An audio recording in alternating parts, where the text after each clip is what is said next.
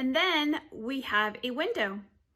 If you don't have a ring light or a box light, then just use a window. So right now I'm in my living room and I'm in front of a window. The curtains are closed. So as you can see, the lighting isn't too bad. However, it also depends on the time of day that you're recording the video. And right now I'm recording, I think it's like around 1 p.m. So again, the lighting isn't too bad. But in case it does get dark or the lighting's not that great indoors, just open the curtains. I'm gonna open the curtains so you can just see the difference on the lighting. So hold on, okay?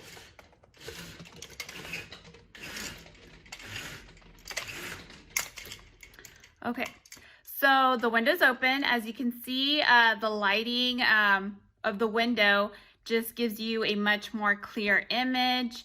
So again, if you don't have any lighting equipment, then just use a window.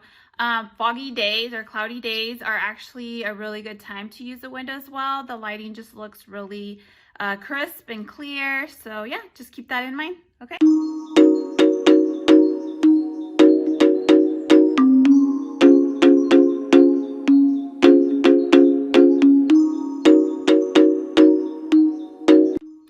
Are you planning to implement video in your social media strategy, but maybe you don't know how? What's holding you back? Could it be that you don't have the resources? Maybe you don't have the right technology, or you don't have the budget? Well, watch this video and you will find out ways to implement video on a budget. For the best social media and marketing advice, subscribe to my channel and hit the bell to be notified when I post a video every Thursday.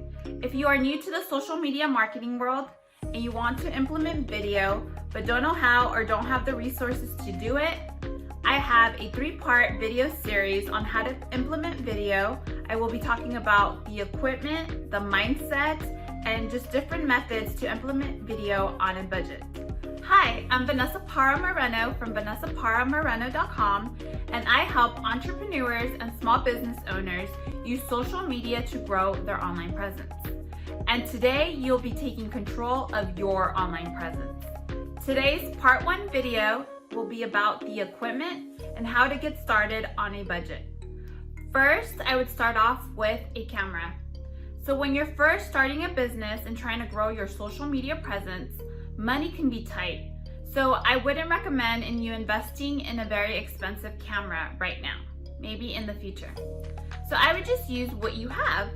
So if you have a laptop, you can use your web camera, or you can even use your iPhone. iPhones have really great quality cameras built into them. And obviously the newer the camera, the better the quality. So don't stress on an expensive camera right now, especially when you're still testing the waters and figuring out what actually works for your social media channels. Next, I would invest on a tripod, selfie stick, or a gimbal. A selfie stick is perfect for taking photos.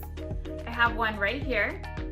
I love it because it's not too bulky and I can take it with me wherever I go.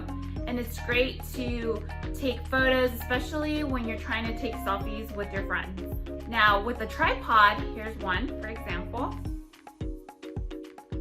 I love tripods because it'll help you keep your camera steady, because the last thing you want is for your image or for your video to be shaky. That just looks very amateur and unprofessional, and people don't really want to look at a video where it's shaking.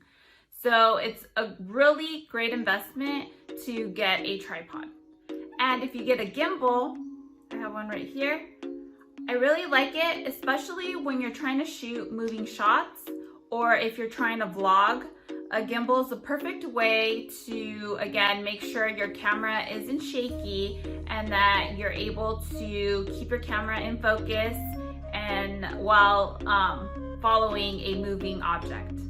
And the great thing about all these different equipment that I talked about, you can purchase them on Amazon and they're fairly cheap. I'm not an affiliate to any of these products, so I can't really tell you which ones to use, but I've found a few online that are not that expensive. So just go on Amazon and check it out. Now, when it comes to live streaming, There's a lot of great cameras out there that are not too expensive. I personally have used a Mevo. I have it right here. It's probably like around $500. It might be cheaper if you get a used one. It comes with a tripod and it has a built-in microphone, so it has really great quality. And when you download the app, you're able to control the camera with your cell phone, so I think that's great. The pros and cons. So the pros, again, is that you're able to shoot a wide shot. So with the phone, it's a little bit difficult, especially if you're trying to live stream a group as opposed to one person. So that's the pros. And also the fact that, again, you can control the camera with your phone. So you can zoom in, zoom out. I really like that. So it's really great for indoor settings. It works off of Wi-Fi. But the cons would be outdoor settings. I tried doing a live stream outside for a concert, and unfortunately without the Wi-Fi, I was having so many issues with it. Even I tried using my own, regular LTE, and it just wasn't working for me. So I don't know if other people have had the same issues. But for me personally, it just didn't work for an outdoor setting. I was also close to the beach, so I don't know if that made a difference. So yeah, it's just pros and cons, but if you're planning to do a live stream indoors, then I don't see anything wrong with you using a Mevo. The next thing to consider is lighting. You really need great lighting so people can see your face. Because if your video looks really dark, then no one's gonna really wanna see your video. So some things that I've used, like currently right now, I'm using a ring light. And there's different kinds of ring lights, again, on Amazon. That's where I found some that are really inexpensive. You can use a box light. Pretty much there's different lightings that you can use for your videos. Just go onto Amazon. And then we have a window. If you don't have a ring light or a box light, then just use a window. So right now I'm in my living room and I'm in front of a window. The curtains are closed. So as you can see, the lighting isn't too bad. However, it also depends on the time of day that you're recording the video. And right now I'm recording, I think it's like around 1 p.m. So again, the lighting isn't too bad. But in case it does get dark or the lighting's not that great indoors, just open the curtains. I'm gonna open the curtains so you can just see the difference on the lighting. So hold on, okay?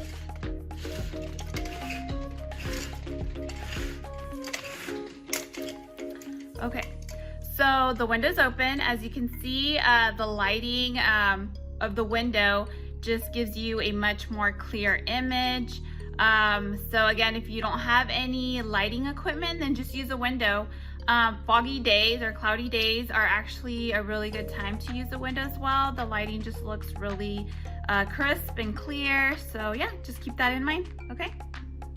Now, the next thing I would consider is the location. Where are you going to be shooting your videos? Indoors, outdoors? If you have an office, again, going back to the lighting, maybe if you're in front of a window, then that's a perfect place to do it. But say you don't have a location, then you might want to consider building one. Like me, for example, I'm here in a spare bedroom or my office room that I have at home, and I pretty much created my whole backdrop. So there's different things you can do. You can go onto Amazon and buy different backdrops, or you can do what I did and I purchased a bookcase and just added little things that related to my brand, to who I am. So every time you see my video, it reminds you of me and the stuff that I like and who I am. So just some stuff to consider.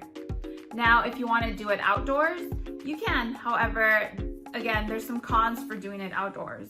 Some of the cons that I've seen is the weather. If you have a nice sunny day, that's great, but what about the days when it's raining? That can be very challenging. or people passing by. I've had funny stories where I'm recording a video and I've had people literally stop in front of me to look at me, or sit next to me and look at me, which is kind of creepy. But you just have to go with it and just ignore them and just do it. Or there's been construction going on and there's just a lot of noise. There's just so many things to consider when you're recording outside. And finally, you need to brainstorm or storyboard.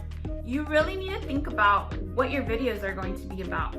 Obviously, you want it to tie back to your industry, to your business, but every video that you create, you really need to think about what it is that you want to talk about, how you want the video to look, what equipment you're going to use, because you don't just want to start recording and not know what you're going to talk about. And remember to have fun while recording all these videos.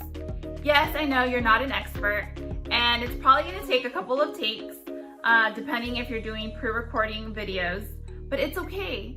What matters is that you're showing up for your audience and that you're providing them with valuable information.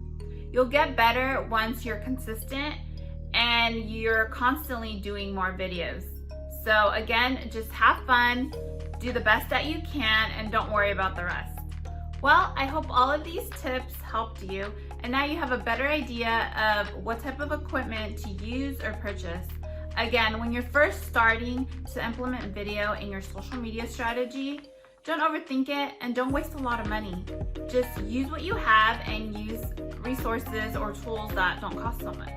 If you would like to join a secret society, just kidding, a Facebook group of entrepreneurs just like you, make sure to go to the link and sign up. I talk about different tips and tricks to implementing social media in your business strategy. If you like this video, make sure to like it, subscribe to my channel, and comment below and share this video with your friends. Well, till next time, bye.